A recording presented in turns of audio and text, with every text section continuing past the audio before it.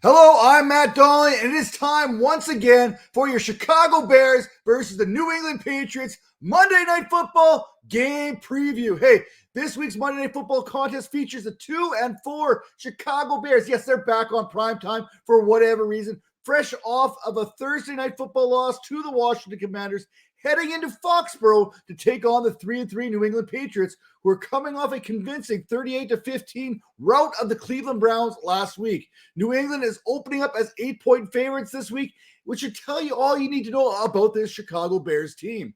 Now, we're going to tell you a little bit more about this Bears team and the Patriots as we dive into the tail of the tape, starting with the Chicago Bears signal caller, Justin Fields. Now, whether it's by design or out of necessity, Justin Fields used his legs last week, rushing for a season-best 88 yards on 12 carries there. Unfortunately, he completed just 52% of his passes for 190 yards in a great matchup. That said, if Mooney doesn't juggle that ball on that pass there on the final play of the game and he comes down in the end zone, we're probably looking at Fields' fantasy outlook a little bit different here throughout the rest of the 2022 season there.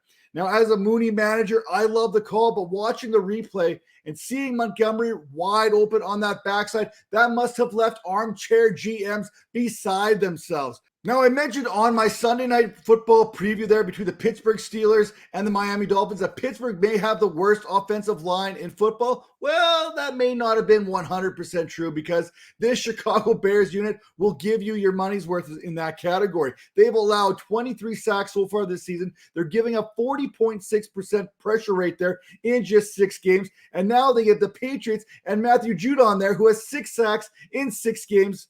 I mean, it's not a good recipe there for success if you are the Chicago Bears. Now, fans are going to want Fields to throw the ball, but I'm not exactly certain that that is a good idea considering everything that we've seen so far. Now, some encouraging signs over the last 2 games is that Fields is 24th in PFF passer grade there, 21st in adjusted completion rate, and 10th on those big-time throws there with a minimum of 50 dropbacks. Now, some not-so-encouraging news. Not only does he get the Patriots this week, he gets the Dallas Cowboys next week. Now, for the New England Patriots, their quarterback controversy going on there. What it may be, it may not be. Now, we know Mac Jones, he got himself a practice here on Friday, so who knows if he's going to be available, so make sure you're monitoring those injury reports. Now, if you know, and Bailey Zappe is coming off a 309-yard passing performance against the Browns last week, in which he averaged over 9 yards per attempt for the second week in a row, and he completed over 70% of those passes. Many are going to want to put Zappe's numbers against Mac Jones and what he had done prior to injuring that ankle, and you know what? We're going to do it too. Now, Zappe, thus far, he's 51 of 70 with a 72.9 completion rate for 596 yards and 4 touchdowns to just a single interception. While Jones this season is 64 of 97 for 786 yards, completing 66% of his passes. Now, while Jones has averaged more yards per game, he's also thrown 5 interceptions to just 2 touchdowns. Chicago has allowed 14.27 fantasy points per game this season to quarterbacks, which actually ranks as the 10th fewest, thanks to holding opponents to about a 79.9 pass rate and having more interceptions this season than touchdowns allowed, led by Eddie Jackson, who has 3 picks himself. Now, the running back position, we've got for the Chicago Bears here, David Montgomery and Khalil Herbert. Now, word out of Chicago this week is that they are going to go with the hot hand when it comes to touches out of his backfield. David Montgomery, last week, he averaged 4.5 yards per carry against the Commanders on 15 attempts. Now, I will believe this hot hand approach when I see it. Now, Montgomery, he continues to serve as the team's bell cow back. He's played 72% and 78% of the team snaps since returning from that injury back in week number 5. Montgomery's numbers, they're not bad until you finally pull up Khalil Herbert's numbers right next to him, which, hey, that's what we're going to do. Herbert is averaging 6.4 yards per carry this season, and he leads all running backs in yards after contact per attempt at 4.32, and he has the second highest missed tackles forced per carry rate. Last week against the Washington Commanders, Herbert had 75 yards on just 7 attempts. Yeah, that's pretty efficient if you ask me. However, this week, Montgomery and Herbert face the 3rd stingiest defense in fantasy against running backs. The Patriots are only allowing 17.12 fantasy points per contest this season, and they have yet to give up a rushing touchdown to a running back. Now, speaking of the running backs, let's turn our attention to the New England Patriots sideline here. And Rhamondre Stevenson, it sounds like Damien Harris, he has returned to practice. What effect is this going to have on Stevenson? I don't know. I'm not even sure Harris is going to be effective in his comeback or how many snaps that's going to look like. Last week, Stevenson, he scored twice, and he averaged 4 yards per carry on his way to 76 yards on the ground while adding 15 more yards in the passing game on 4 receptions. Stevenson has the 8th best yards after contact rate there at 3.55 and 5th best in missed tackles forced on a per carry basis so far this season. Unlike the Bears' pass defense, this run defense has been suspect, allowing a league-high 736 yards on the ground and allowing 5 touchdowns and another 176 yards to backs receiving out of the backfield. Add that all up, and it works out to the 8th most fantasy points on a per-game basis so far this season. Now, wide receivers, Chicago Bears, there's not a whole lot to talk about outside of maybe Darnell Mooney here. What could have been had he come down with that ball on that last pass, the last play of the game in the end zone.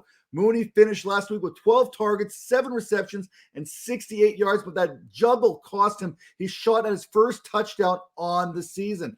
The last few weeks, Mooney and Fields, they have seemed to be starting getting back onto whatever it was that was working for them last season. Mooney is getting about 7.3 targets per game, and he has about 32.4% target share so far, while accounting for over 50% of the Bears' air yards. Mooney will continue to see a majority of his snaps coming out of the slot this week, which will earn him a matchup against Miles Bryant, who is allowing a 117 passer rating and a 72% catch rate so far. New England has done a good job at pressuring quarterbacks all season long. One of the many reasons why they have allowed the 13th fewest fantasy points per game to receivers this season. A Mooney touchdown this week, or any Bears receiver touchdown this week, is going to be tough to come by, as the Patriots have only allowed 4 all season.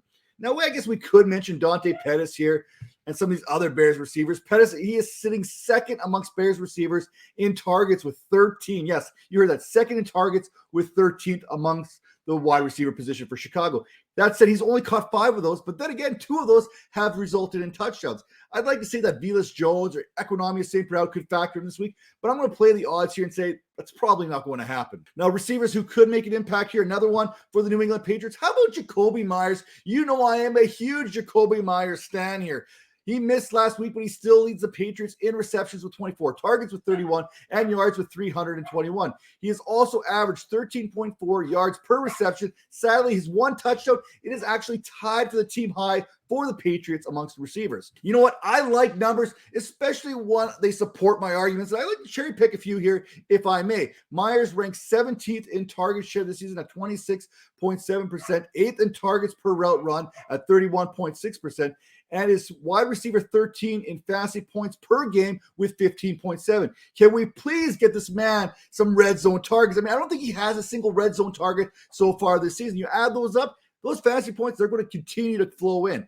Now, as bad as this Bears team has been, they are allowing the 4th fewest fantasy points per game this season to receivers at 27.02. And Jalen Johnson, he's one of the main reasons why that, because he's one of the best covermen in today's game. The good news for Myers is he happens to be the Patriots slot receiver, much like Darnell Mooney for the Bears, meaning he's not likely going to see Johnson. He's not going to see Valdor. Instead, he's going to get himself a little bit of Kyler Gordon in coverage, who has been bad this season, allowing a 126 passer rating.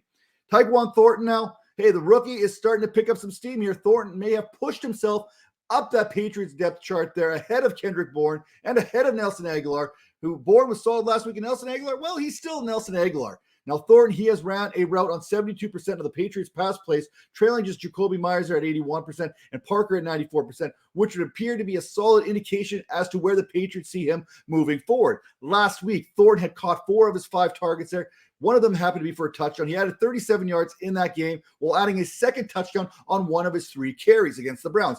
Everyone is looking for the next Debo. Maybe the Patriots think that Tyquan Thornton is going to be their next Debo. Now, for the other pass catchers here for the New England Patriots, Devonte Parker, Nelson Aguilar, and Kendrick Bourne. We mentioned all 3 of these receivers. Now, Kendall Valdor has allowed just 54.5% of the targets that have come his way to be completed this season. So whether it's Parker, Thornton, or even Aguilar, that is opposite of Valdor and Johnson for that matter, they are going to have to battle for everything this week.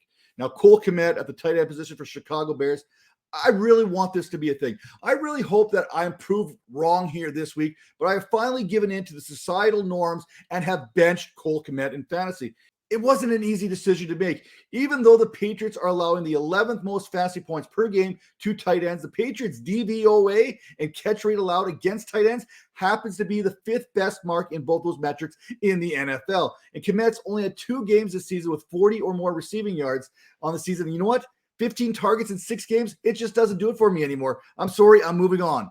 Now, Hunter Henry is one of those tight ends I may be moving on to, because maybe there's a Hunter Henry comeback coming on after 3 consecutive weeks of more than 80% snap share and back-to-back weeks of 4 or more receptions to go along with 50-plus receiving yards.